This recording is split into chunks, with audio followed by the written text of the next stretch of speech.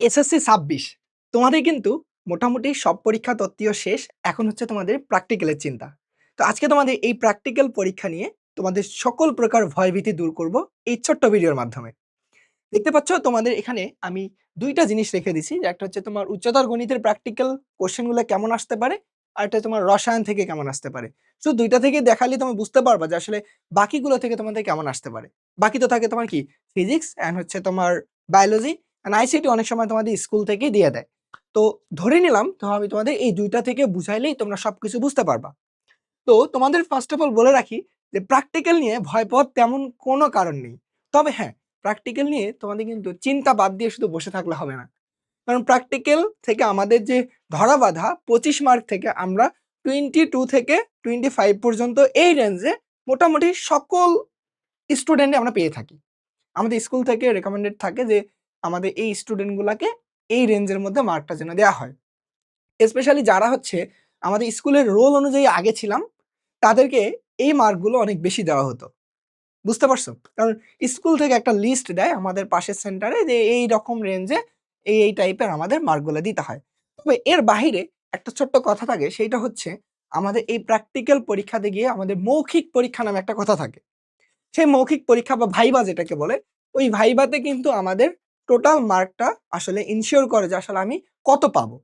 এবং তুমি নিজেও বুঝতে পারবা যে আসলে তুমি মানে কত মার্ক পাওয়ার নিজেকে মানে যোগ্য মনে করো। তো আমি তোমাদের ওই জিনিসটা একটু বুঝায় দিচ্ছি। দেখো, যেহেতু আমি তোমাদের মানে গণিত নিয়েই সবসময় পড়ে থাকি, তোমাদের গণিত থেকে বুঝায় দিচ্ছি। তাহলে বুঝতে পারবো। দেখো এখানে আমাদের উচ্চতর গণিতের তোমাদের সিলেবাস অনুযায়ী এই টাইপের প্রশ্নগুলো আসবে। সেটা হচ্ছে তোমার কি যে পূর্ণ সংখ্যা, মানে ওই যে তোমার n, ওই যে একটা ত্রিকোণমিতিতে ছিল না? এই যে এখান থেকে যে n into π/2 plus minus theta. এখানে ধরো তোমার কি ত্রিকোণমিতিক অনুপাত সাইন থাকে বা কস থাক যাই থাক, এই n এর মানের উপর ডিপেন্ড করে যে আসলে এটা আমাদের পরিবর্তন হবে কিনা। অর্থাৎ এই যে n তোমার হচ্ছে জোড় হলে যে তোমার এই সাইনটা আমাদের সাইনই থাকবে, কোনো পরিবর্তন হবে না। আবার n বিজোড় হলে, n যদি তোমার বিজোড় হয় তাহলে সাইনটা হয়ে যাবে আমাদের কি কস। এই যে এই টাইপ আছে না, এই টাইপের কোশ্চেন গুলা থেকে আমাদের কিন্তু প্র্যাকটিক্যাল খাতায় তোমরা নিজেরও লিখছো। তোমরা যারা চোখ বন্ধ করে প্র্যাকটিক্যাল খাতাটা, তোমাদের যে প্র্যাকটিক্যাল খাতাটা তোমরা বানায় ফেলছো, আমি জানি তোমরা সবাই কপি করছো, আমরা নিজেরাও কপি করতাম। ইভেন আমরা ধরো কয়েকজন বন্ধু একসঙ্গে বসে কেউ লিখছিলাম, কেউ হচ্ছে তোমার ড্রয়িং করছিলাম। স্পেশালি বায়োলজির ক্ষেত্রে আমার দায়িত্ব, আমার সময় ছিল, আমার দায়িত্ব ছিল হচ্ছে আমি শুধু ড্রয়িং করব, আমার একটু ড্রয়িং একটু ভালো লাগছিল। আর বাকি আমার 2টা ফ্রেন্ড ছিল, ওরা শুধু লিখে দিচ্ছিল, আমারটা ওরা লিখছে। মানে সব আমাদের 3টা প্র্যাকটিক্যাল আমাদের সবারই সেম লেখা ছিল, বাট তারপরে কিন্তু আমাদের ফুল মার্ক পাইছিলাম। তো কেননা আমাদের ওই প্র্যাকটিক্যাল খাতাতে যেমন যে মার্কটা আছে 5 মার্কের মতো মেবি, এই প্র্যাকটিক্যাল খাতার এই 5 মার্ক এইটা স্যাররা আমাদের এমনিতেই দিয়ে দেয়। কেন দিয়ে দেয়? কারণ হচ্ছে তোমার এই প্র্যাকটিক্যাল খাতা স্যারদের দেখার অত সময় থাকে না। আমরা যাদেরকে ওখানে দপ্তরি বলি, তারা কি করত? আমাদের খাতাটা নেওয়ার সাথে সাথেই কলম দিয়ে কেটে ছুঁড়ে ফেলে দিত। এমন অবস্থা। কারণ এটা ওনাদের দেখার সময় নেই। শুধু ভাইভা বোর্ডে স্যার আমাদের ২ থেকে ৩ জন বসে থাকতো। আমরা ওখানে গিয়ে অবশ্যই তাদের মানে প্রশ্নগুলো অ্যান্সার দেওয়ার ট্রাই করতাম। আর আমাদের সুন্দর করে মার্ক দিয়ে দিত। তবে এখানে একটা কথা বলে রাখি, প্র্যাকটিক্যাল খাতা তোমরা অবশ্যই নিয়ে যাবা। এখন তোমরা ভিতরে হয়তো সম্পূর্ণ কিছু লিখতে পারো নাই, কিংবা সবথেকে একটা বড় ঝামেলা যেটা হচ্ছে স্যারদের সাইন নাই। তোমরা এই টেনশনে হয়তো অনেকে আসো যে লাস্ট মোমেন্টে এসে স্যার অনেকে সাইন দেয়নি বা তোমরা সাইন নিতে পারো নাই। এই সাইনটা নিয়ে আসলে এখন টেনশন করার কোনো কারণ নেই। তুমি কোন জায়গায় তোমার সাইন আছে কিনা স্যার ওভাবে দেখবেও না। ২-১ টা জায়গায় থাকলেই হলো। আর না থাকলেও সমস্যা নেই। কেননা তো তোমার স্যার অত কিছু এখানে মানে ঘেঁটে-ঘুটে দেখবে না। তোমার শুধু রোল রেজিস্ট্রেশন সবকিছু তুমি উপরে সবকিছু কসটেপ দিয়ে লাগায় রাখে বা যাতে স্যার বুঝতে পারে যে এটা তোমার খাতা, তাহলে হয়ে যাবে। আর ভিতরে তুমি যতটুকুই লিখছো অবশ্যই আরেকবার একটু রিভিশন দিয়ে যাও। তাহলে তুমি বুঝতে পারবা যে আসলে এই টাইপের কোয়েশ্চেন গুলো আসছিল। মেক্সিমাম ক্ষেত্রে এই যে আমাদের উচ্চতর গণিতের ক্ষেত্রে গ্রাফ রিলেটেড কোয়েশ্চেন আসে। যে এই যে ফাংশনের গ্রাফ, ফাংশনের লেখচিত্র ও বিপরীত ফাংশন নির্ণয় করা, বা হচ্ছে তোমার আম ফাংশনের গ্রাফ বের করার বিষয়টা এগুলা থাকে। আবার অনেক সময় কি থাকে, স্থানাঙ্ক জ্যামিতি থেকে ২-৩ টা বিন্দু দেয়া থাকে, তাদের হচ্ছে তোমার গ্রাফিক্যালি দৈর্ঘ্যটা দেখানো, বা ত্রিভুজ থাকলে ত্রিভুজের ক্ষেত্রফল, চতুর্ভুজ থাকলে চতুর্ভুজের ক্ষেত্রফল, এই টার্মগুলো চলে আসে। তো তোমরা জাস্ট তোমাদের প্র্যাকটিক্যাল খাতার একবার রিডিং পড়ে গেলেই হয়ে যাবে, আর কিছু লাগবে না। তবে খাতাটা অবশ্যই নিয়ে যাবা, খাতা ছেড়ে যাবা না। তোমার খাতা স্যাররা দেখুক বা না দেখুক, তোমার যে খাতা আছে তুমি এটা থাকলেই তোমার একটা তুমি প্র্যাকটিক্যাল খাতার মার্কটা পেয়ে যাবা, এটি নিয়ে কোনো সমস্যা নেই। তো এই যে ধরো কোশ্চেন টাইপগুলো বললাম এইটা বলো, তারপর ধরো তোমার অনেক সময় এমন দেওয়া থাকে যে F of x is equal to A to the power x, এই জিনিসটা তোমার হচ্ছে বিপরীত ফাংশন বের করো। অবশ্যই এটা সূচকীয় ফাংশন, সূচকীয় ফাংশনের বিপরীত ফাংশন লগারিদমীয় ফাংশন হবে। এই যে টার্মগুলো এগুলা থেকে তোমাকে কিন্তু প্রশ্ন দিবে। এখন তোমাকে একটা কথা বলে রাখি এখানে যে তোমাদের এখানে দুইটা আইটেমে তোমাদের পরীক্ষাটা হয়। একটা হচ্ছে তোমার লিখিত, একটা পার্ট হচ্ছে তোমার কি লিখিত হয়, তোমার হচ্ছে লিখিত তোমার কি কয়েকটা প্রশ্ন থাকে, যেমন ধরো 4টার মতো প্রশ্ন থাকে, 4টা থেকে তোমার যে কোনো 2টা লিখতে হয়, ওই 2টায় তোমার এখানে 20 মার্ক। আরেকটা পার্ট সেটা হচ্ছে তোমার কি মৌখিক, যেটা বললাম এখানে হচ্ছে তোমার 5 মার্কের মতো। তো এই যে 2টা থেকে লিখিত পরীক্ষার ক্ষেত্রে আমাদের এটা হচ্ছে সেন্টার ভ্যারি করে, যে সেন্টার আমাদের কতটুকু শিথিল আছে, স্যাররা কতটুকু আমাদের ভালোবাসতেছে এমন বিষয়। যে আসলে লিখিত পরীক্ষার ক্ষেত্রে আমরা অনেক সময় দেখি যে আমরা একে অপরের দেখে লিখার সুযোগ পাই। অনেক সময় কি থাকে, আমাদের ওই প্র্যাকটিক্যাল খাতা যেটা নিয়ে গেছো ওই প্র্যাকটিক্যাল খাতাটা তোমার কাছেও থাকে, ওই প্র্যাকটিক্যাল খাতা দিয়ে তুমি খাতাটা লিখতে পারবা। তবে অনেক সময় কি হয়, প্রথমে গিয়ে প্র্যাকটিক্যাল খাতাটা স্যাররা নিয়ে নেয়, তো এরপরে গিয়ে আমাদের কিছু ঝামেলা হয়। এই জন্য তোমাদের বলে রাখবো একটা রিডিং করে যাবা, যাতে তুমি ওই পয়েন্টগুলো জাস্ট যা চাচ্ছে ওই পয়েন্টগুলো লিখবা, তাহলে হয়ে যাবে। অন্তত খাতা তুমি ফাঁকা রাখবে না, বুঝছো? কেননা তোমার মার্ক কিন্তু তোমাকে দিবে, অবশ্যই দিবে, কেউ 20-এর নিচে পাবা না। তাই বলে এমন চিন্তা করে না যে ভাই 20-এর নিচে তো পাবো না, তাহলে পড়ে যাবো না, 20 পেলে এনাফ আমার জন্য। না, এমন করবে না। কারণ তোমার জাস্ট তুমি যদি একটু পরিশ্রম করো, 1 ঘন্টার পরিশ্রম করলে তুমি তো এখানে 25-এ 25 পাচ্ছ, এটা তোমার জন্য তো ভালো। তোমার ওই দিকে যদি তোমার তত্ত্বীয় পরীক্ষা একটু খারাপ হয়, তাহলে তোমার এই ব্যবহারিক থেকে তোমার কি ওটা একদম তোমার মানে এটা দিয়ে তোমার পূরণ হয়ে যাবে। তখন তোমার অনেক সময় এ প্লাসটা তোমার মিস যাওয়ার মতো অবস্থা ছিল, এ প্লাসটা তোমার পেয়ে যাবা, বুঝছো? এই জন্য ব্যবহারিক পরীক্ষাতে একটু সিরিয়াস হও, খুব বেশি সিরিয়াস হতে হচ্ছে না তত্ত্বীয় পরীক্ষার মতো, তুমি হালকা সিরিয়াস হলেই তুমি এখানে মার্কটা পেয়ে যাচ্ছ। তো লিখিত পরীক্ষার ক্ষেত্রে এই সুযোগগুলো থাকে।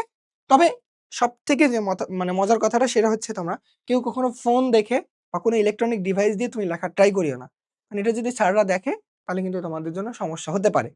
কারণ ইলেকট্রনিক ডিভাইস তুমি লাস্ট মোমেন্টে গিয়ে তুমি সুযোগ পাবা, কিন্তু তুমি যদি লেখো এটা তোমার জন্য কিন্তু মানে একটা মানে রিস্ক একটা বিষয়, তো এটা তুমি করবা না, ঠিক আছে? তুমি পারলে এমন কিছু করতে পারো যে তোমার প্র্যাকটিক্যাল খাতা নিয়ে নিতে পারো, অথবা তোমার প্র্যাকটিক্যাল একটা বই পাওয়া যায়, বইটা তুমি কাছে করে নিয়ে যেতে পারো, যদি তোমার সুযোগ হয় তুমি দেখতে পারবা, এই আর কি। আর মৌখিক যে বিষয়টা তোমাদের সব থেকে ভয়ের বিষয়, যে ভাইয়া আমরা তো জীবনে কোনোদিন ভাইবা দেইনি, কোনো চাকরির ভাইবা দেইনি, কোনো কিছুই ভাইবা দেইনি, তাহলে আমরা আসলে এখানে ভাইবাতে গিয়ে কি করব? ভাইবাতে গিয়ে আমাদের কেমন প্রশ্ন করতে পারে? আমি তোমাকে এই গণিত থেকে বলি, আমার সময় গণিতে যে জিনিসটা ধরতো, যে আমাকে যেটা ধরছিল আমার মনে আছে, যে তোমার এমন কিছু ধরছিল যে বলছিল যে এই যে এখানে বললাম না, এই জায়গা থেকে এই জায়গা থেকে বলছিল যে এই এন এর মানটা যদি তোমার বিজোড় হয়, তাহলে cos থিটার জন্য এটা পরিবর্তন হয়ে কি হবে? আমি তখন কি, এন এর মান বিজোড় হলে কি হবে বলো তো? এই যে এন এর মান বিজোড় হলে সেটা কি পরিবর্তন হবে? সাইন থাকলে cos হবে, cos থাকলে কি হবে? তাহলে সাইন হবে। বুঝছো বিষয়টা? ট্যান থাকলে কি হতো? কট হবে। ঠিক আবার বলছে জোড় হলে কি হবে? জোড় হলে কি পরিবর্তন হবে না। বুঝছো বিষয়টা? এই যে ছোট, ছোট প্রশ্নগুলা আবার বলছিল যে তুমি ফাংশন বলতে কি বোঝো? ফাংশন বলতে তুমি কি বোঝো? একটা ফাংশনের ডোমেইন এন্ড রেঞ্জ বলতে তুমি কি বোঝো? এই জিনিসগুলো বলতো। আবার আমার সবথেকে মজার একটা কথা আছে। আমাকে জাস্ট ২ টা বিন্দু দিছিল। এরকম ধরো 5,2 এন্ড -4,9 এরকম একটা র‍্যান্ডম বিন্দু। আমার এই বিন্দুটা মনে নাই যে আসলে কি দিছিল। এরকম দিয়ে আমার খাতা ছিল সামনে একটা, মানে একটা পেজ ছিল। ওই পেজে বলছিল এই ২ টা বিন্দু দিয়ে তুমি রেখার সমীকরণ গঠন করো এবং ওই রেখার সমীকরণের ঢালটা বের করে আমাদের দেখাও। গণিত থেকে আমাকে এই জিনিসগুলো ধরছিল। তো আমি তো সুন্দর করে ২ টা বিন্দু দেখলাম আমি কিভাবে তার ঢাল বের করব। y এর পরিবর্তন ডিভাইডেড x এর পরিবর্তন। তাহলে আমি এই ২ টা বিন্দু দিয়ে কিভাবে রেখার সমীকরণ বের করতে পারবো এটাও জানি। টুক করে দিয়ে দিছি, আমি ফুল মার্ক পেয়ে গেছি। আমাকে সুন্দর করে বলছে যে, "না, তোমার হয়ে গেছে, তুমি যেতে পারো।" তখন আমি একটু চালাক ছিলাম যে একটু ধরো তোমার একটু মানে সিস্টেমে দেখছিলাম স্যার কত মার্ক ওখানে তুলতেছে। মানে অনেক সময় দেখা যায়, অনেক সময় দেখা যায় না। তো আমি ওটা দেখে বুঝতে পারছিলাম না, ফুল মার্ক দিয়ে দিছে। এটা হচ্ছে আমার গণিতের এক্সপেরিয়েন্সটা বললাম। ঠিক সেমভাবে তোমার রসায়নের ক্ষেত্রেও খুব জটিল কিছু ধরে না। যেমন ধরো রসায়নের ক্ষেত্রে ছোট, ছোট পার্টগুলা ধরে। যে বলে হচ্ছে তুমি বলো তো খাবার লবণের সংকেত কি? Sodium chloride. তোমাকে ধরো অনেক সময় বলতে পারে যে চুনের সংকেত কি? তুমি ক্যালসিয়াম অক্সাইডের ওইদিকে যাবা। তারপর হচ্ছে ওই যে তোমার অ্যামোনিয়াম আয়ন আর অ্যামোনিয়া গ্যাস, ওই ২ টা সংকেত জানতে চায়। এই যে টার্মগুলো, এই ছোট, ছোট টার্মগুলো তোমাকে শুধু প্রশ্ন করবে। তুমি এগুলা পারলেই এনাফ। বুঝতে পারবে যে তোমার একটা হলে বেসিক আছে, ওই বেসিক দিয়ে তুমি পরীক্ষাটা দিচ্ছ। তোমার মধ্যে কোনো ঝামেলা নেই, কোনো ভেজাল নেই। বুঝতে পারছো? ফিজিক্সের ক্ষেত্রে তোমাকে যদি বলি, ফিজিক্সের ক্ষেত্রে আরো খুব সহজ, সহজ জিনিসগুলোই ধরে।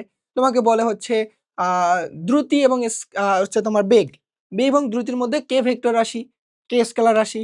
আবার তোমাকে এটা বলতে পারে দ্রুতি আর তোমার হচ্ছে আ মানে কি যেন বলে সে সরণ, দ্রুতি, সরণ এদের হচ্ছে এককগুলা কি বলো? আর সবথেকে মজার যে বিষয়টা তোমাকে বলে কাজ অ্যান্ড ক্ষমতা। এই ২ টা জিনিসের তুমি সংজ্ঞা দাও। তুমি কাজ বলতে কি বোঝো? এই জিনিসগুলা তোমাকে ছোট, ছোট জিনিসগুলো প্রশ্ন করবে। এখানে বিশাল কোনো ম্যাথ দিয়ে বলবে না যে এটা তুমি সমাধান করে আমাকে দেখাও। বুঝতে পারছো আমি তোমাকে কিভাবে বলতেছি? ঠিক এইভাবে তোমাকে প্রশ্নগুলা বলবে। ছোট, ছোট প্রশ্ন, ঘাবড়ানোর কিছু নেই।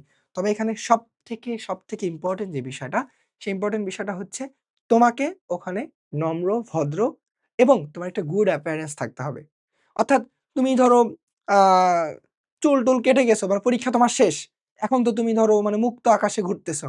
এখন ধরো চুল কেটে দিছো, ধরো এইদিকে তোমার চুল নাই, চুল বিরাট বড়, বড়, চুল নিচের দিকে ঝুলে পড়ছে। একদম মানে পুরা মানে পাগল, পাগল লাগতেছে। এই জিনিসটা করা যাবে না। আবার ধরো তুমি পোশাক পরে গেছো অন্যরকম, যেটা হচ্ছে তোমার মানে তোমার মধ্যে ওই একটা যে পোলাইট ভাব, এই জিনিসটা আসতেছে না। এই জিনিসগুলো করে গেলে তোমাকে কিন্তু স্যার অনেক সময় বিরক্ত হয়ে, রাগ হয়ে বুঝেই নিবে যে আসলে তোমার মধ্যে এই জিনিসটা নাই। তোমাকে আসলে আমি মার্ক কম দিব। কিচ্ছু করার নেই। এইজন্য আমি বলব, তোমরা একটা ধরো সুন্দর ড্রেস আপে যাবা। আর অবশ্যই তুমি হচ্ছে রুমে ঢোকার আগে স্যারের সঙ্গে অবশ্যই সালাম দিবা। সালাম দিয়ে স্যারের পারমিশন নিয়ে বসবা। এই জিনিসগুলাকে তুমি একটু খেয়াল রাখবা। কারণ তুমি ধরো হঠাৎ করে ধরো তুমি ক্লাসে ঢুকলা, ক্লাসে ঢুকে স্যারের সাথে কথা নাই বলতে, সালাম-টালাম নাই দিতে চেয়ারে বসে গেছো। যে এখন স্যারকে যে স্যার প্রশ্ন করেন। এমন করা যাবে না। অনেকে দুষ্টু ছেলেমেয়ে থাকে যে ধরো এরকম মানে কাজ করে বসে। তো এমনটা করা যাবে না। বুঝছো? তো অবশ্যই তোমার মধ্যে একটা পোলাইট ভাব থাকতে হবে। আর মানে স্যারদের রেসপেক্ট দিয়ে তোমাকে প্রশ্নগুলো আনসার দিতে হবে। অবশ্যই রিলেভেন্ট তুমি আনসার দিবা। তুমি কখনো ধরো অপ্রাসঙ্গিক কিছু আনসার দিবা না। তোমাকে বলছে দ্রুতির সংজ্ঞা বলো, তুমি বলছো হচ্ছে যে কাজের সংজ্ঞা দিয়ে বসে আছো। তোমাকে বলছে যে হচ্ছে হুম, কাজের হচ্ছে তোমার মাত্রা কি? বা বলের মাত্রা কি? তুমি এমনি একটা কথা বলে বসে আছো। যেখানে তোমার ওই রিলেটেড তোমার অ্যান্সারে তুমি আশপাশে যাওনি। এই জিনিসটা যখন করবা, তখন কিন্তু স্যার তোমাকে মার্ক কম দিবে। বুঝছো? এই যে কথাটা বললাম, ভয় পাওয়ার কোনো কারণ নাই। আমি তোমাকে একদম মানে অভয় দিচ্ছি যে আসলে প্র্যাকটিক্যালি তোমরা মানে তোমাদের এক্সপেকটেশন এর বাইরে গিয়ে তোমরা মার্ক পাবা। তবে অবশ্যই তোমাকে একটু হলে সিরিয়াস হতে হবে। এই যে বিষয়, প্র্যাকটিক্যাল নিয়ে তোমরা কোনো ভয় পেও না। প্র্যাকটিক্যাল নিয়ে অবশ্যই শুধু একটু পড়াশোনা করে যাও। আর প্র্যাকটিক্যাল খাতাগুলো একবার দেখে যাও যে তুমি একটা প্র্যাকটিক্যালের মানে প্রশ্নগুলার তুমি কি স্টেপ ফলো করে প্র্যাকটিক্যাল খাতায় কপি করছিলা। তুমি তো নিজের জ্ঞানে লেখো না, এটা সবাই জানে। তুমি জাস্ট একটুখানি দেখে যাও, যাতে যখন তুমি খাতাটা লিখবা প্র্যাকটিক্যাল পরীক্ষার সময়, ওই যে তোমার লিখিত অংশে, যাতে ওই পয়েন্টগুলা যেন শুধু থাকে। পয়েন্টগুলা যাতে মিস না হয়। এই হচ্ছে কথাবার্তা। খুবই মানে সহজ একটা পরীক্ষা। ভয় পাওয়ার কোনো কারণ নেই। তোমরা শুধু একটু সিরিয়াস হয়ে পরীক্ষার জন্য এই ২-১ টা দিন কষ্ট করো। এরপরে তোমাদের আর কোনো কষ্ট নেই। বুঝছো? বায়োলজির জন্য কিন্তু তোমার ওই যে বৈজ্ঞানিক নামগুলো একটু পড়ে যাবা। ছোট, যে ধানের বৈজ্ঞানিক নাম বা তোমার হচ্ছে আ জবা ফুলের তোমার ওই যে পুংস্তবক, মানে স্ত্রীস্তবক, এরকম কিছু ছোট পার্ট আছে না? আমি বায়োলজি অবশ্য কম পারি। যাই হোক, ওই যে টার্মগুলো, ওই ছোট টার্মগুলো একটু পড়ে যাও, তাহলে এনাফ। বুঝছো? আবার ধরো তোমার এই যে হৃৎপিণ্ডের ছোট অংশগুলো থেকে প্রশ্ন করতে পারে, বামলিন্দ, নিলয়। এই যে ছোট জিনিসগুলো থেকে তোমার প্রশ্ন করবে। বুঝছো? তো এই ছিল কথাবার্তা। তোমাদের প্র্যাকটিক্যাল নিয়ে ভয় পাওয়ার কোনো কারণ নেই। তোমরা শুধু একটু ট্রাই করো, তাহলেই হয়ে যাবে।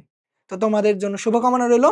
তোমাদের এসএসসির লাস্ট পরীক্ষার যে লাস্ট সেগমেন্টটা তোমাদের ভালো হোক এবং তোমরা সবাই একটা ভালো রেজাল্ট করো। তোমাদের সবাইকে শুভকামনা।